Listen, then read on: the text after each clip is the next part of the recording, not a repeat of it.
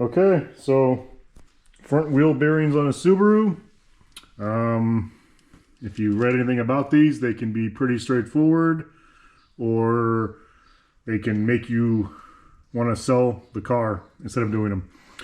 So pretty straightforward process though. I'm going to take the wheel nut off. So I'm going to get in there. I'm going to pry this little tab that's bent in there out, and then get a 32 millimeter. So you need a 32 millimeter socket before you do any of this to get that off. And then there are 4 bolts here. There's 14 millimeter.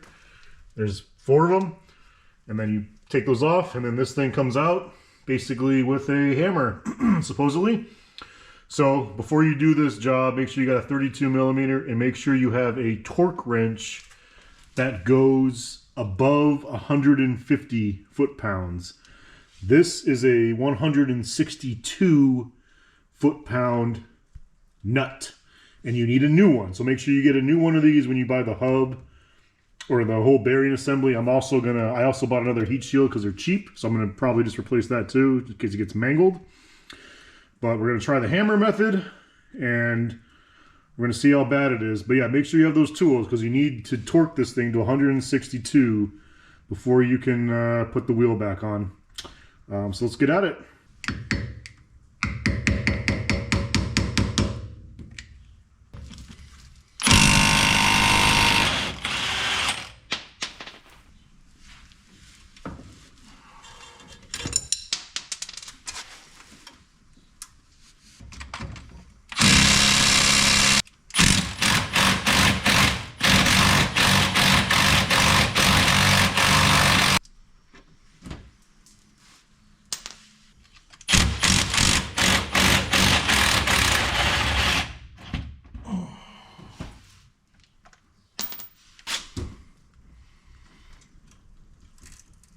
Helps if you go the right way.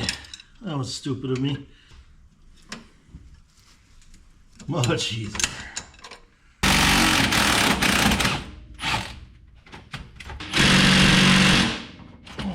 Does not want to come out.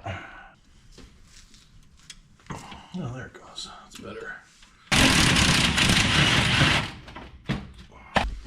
Okay, bolts are out. This is out. You can see I kind of tapped this with a hammer. I mean, don't hit it, just tap it. And you can see the axle moves, which means it'll pop out. If you don't get any movement, you can try hitting it here. Just don't go too crazy because you don't want to like round mushroom it, whatever it's called. You can put a punch in there and hammer that out. So I soaked this whole thing with PB Blaster overnight, and you could tell it still did not want to come out. That's probably a precursor to the hammering I'm about to do. And I do have a fail-safe extra method in case I get to it. So, gonna straighten the wheel out. I'm gonna put the jack underneath and jack it up just a little bit because I don't want to be hammering downwards on this thing and basically putting all the pressure on the coil over. I don't know. I don't like that idea. So I'm gonna jack it up a little bit so all the pressure goes downwards like normal, and then we'll start beating on it.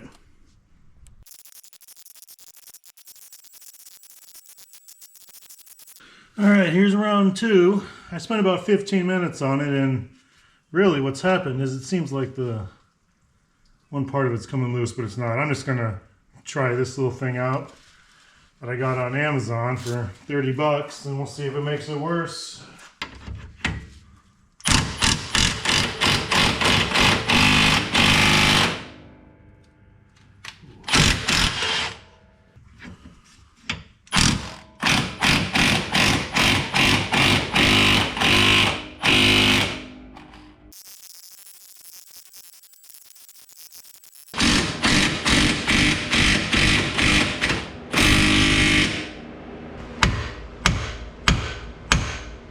All right, well, I give up. Been hammering on it. The GoPro ran out of battery. Hammered on it for a couple hours.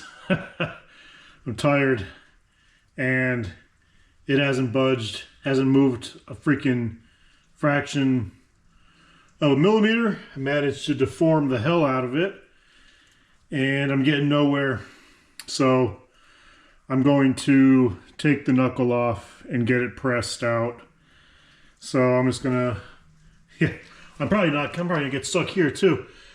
Take the tie rod off, get the ABS sensor out, and then I'm gonna hopefully get the ball joint out, and I'm just gonna remove the whole knuckle. Yeah, this is, oh man. Oh, this is not fun. Pay somebody to do this if you're watching this video.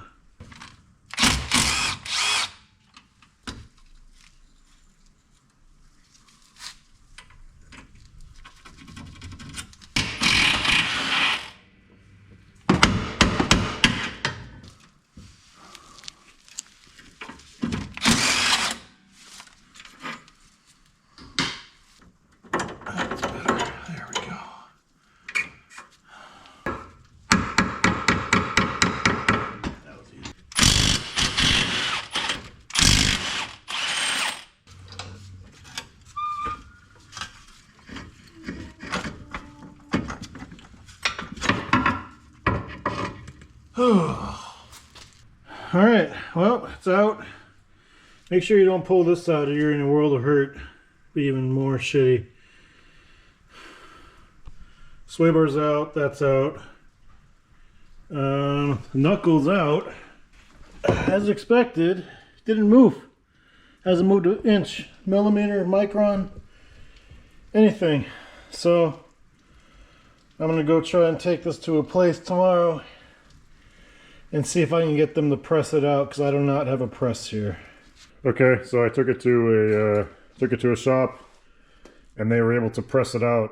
It was it didn't want to move, but yeah, came off. So I'm gonna clean a little bit of this. It's not that bad actually. It was kind of cleaned a little bit for me, but I'm gonna try to get some of that rust off, and I will put anti-seize on it.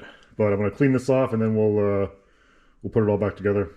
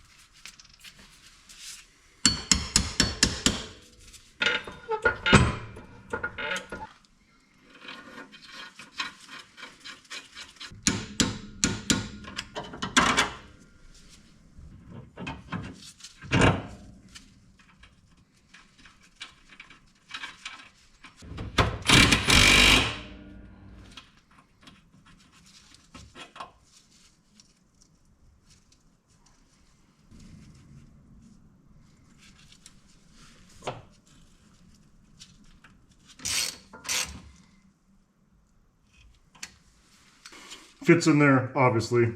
Only goes one way. Don't mess this part up. And for the heat shield, it's the same part for both sides. So the brakes are on the back, the heat shield goes on the front, like that. You can tell which side is which. Probably can't tell in this video here, but you can see these little vents. They go on the outside, so it goes like this with a stupid sticker facing inside. It doesn't peel off, it's just going to tear. So this is just going to burn off when the brakes get hot. But on this side, it's got an R and an L for right and left. So that's when you're facing forward. So we are on the right side, which basically means it will line up with the hub with whatever side you're on, basically. You can't really mess it up as long as you know which side is which. So it's going to go on like this, basically, and it's going to fit in here. And the right one is on the bottom where my pinky is facing. That one lines up. The left one does not line up. So that's how you know which way you're going. So before I do this, I'm going to put anti-seize on this stuff. ABS sensors in. Want to avoid that just because it's finicky, but I'm gonna definitely put some on here.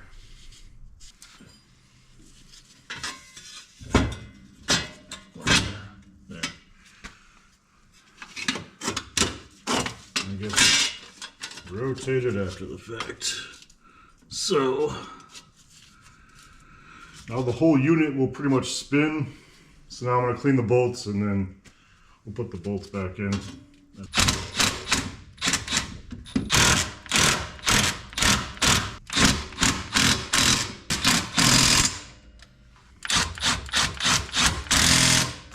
These bolts that we're putting back in are 47.9 foot-pounds.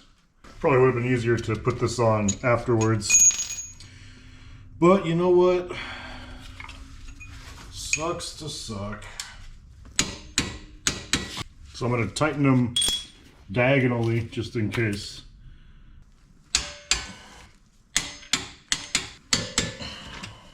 The bearing's in.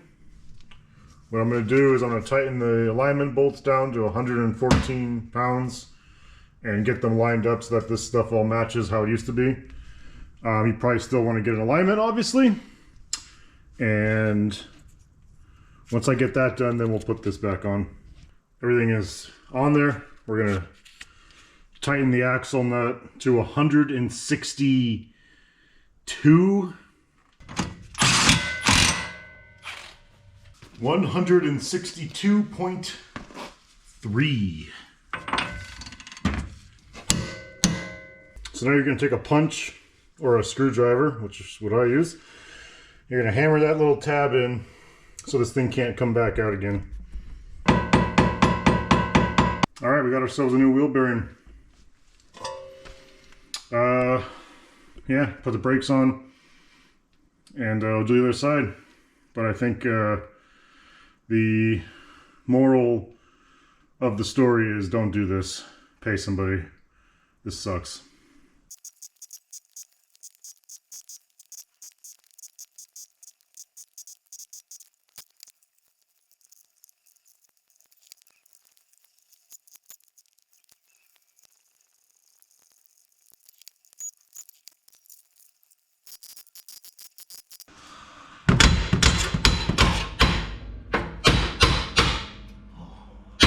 Oh, it worked.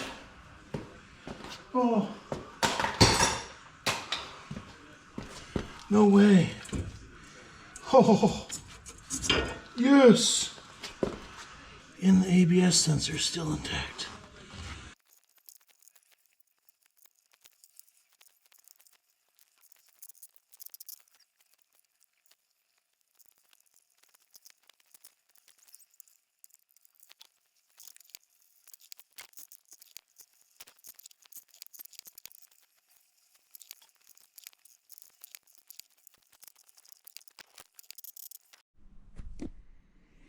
Okay, so that side took maybe an hour total, start to finish. And the other side took like 2.5 of just hammering, and then I still gave up. So yeah, I could have used maybe the quick jacks. Maybe it would have made it more comfortable to do, but still would have had to take the knuckle off. So moral of the story is, if you've got the press and stuff like that, use it. Otherwise, yeah, be prepared for a very annoying job. Everyone is not lying when they talk about this one. And that's not even the rears. The rears are even worse. So I'm not even gonna, if I have to do the rears, I'm taking it somewhere right off the bat, because forget that noise. So yeah, there you go. Have fun.